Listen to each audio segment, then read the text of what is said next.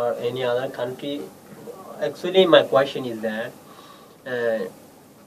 how do you met the Buddhist master? Yeah, yeah. Well, Yeah. actually, it was through a radio program. Okay, same as today. Roshi here mentioned that his teacher was Alan Watts.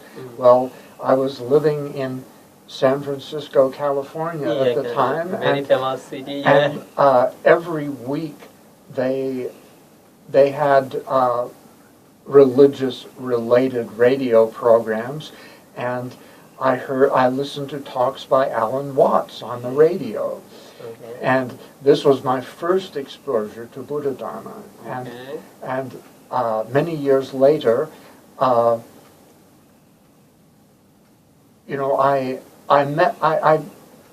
been in contact with many different Buddhist groups, and this was without being really deeply involved with any of them. I was just acquainted with them. Okay. And it wasn't until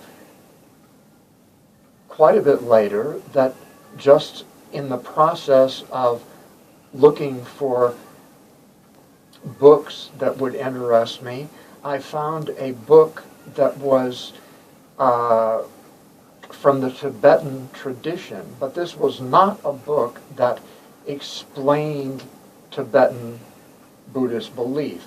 This was a Tibetan Buddhist practice book. It was what's called a sadhana, a practice. Okay.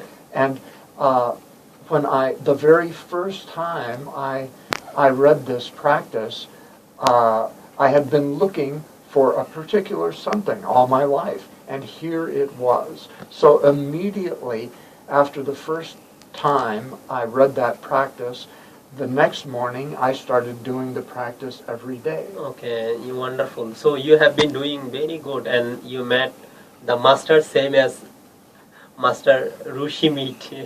Okay, so you are friend. You both are friend, right? Friends, yeah. So how long you have been friendship together? Yeah.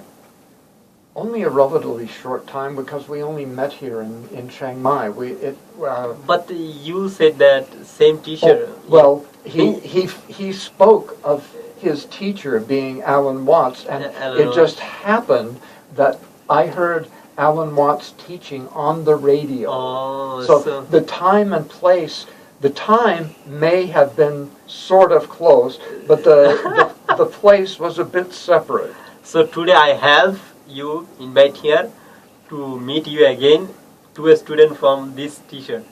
Yeah, right. You reunion again here. Okay.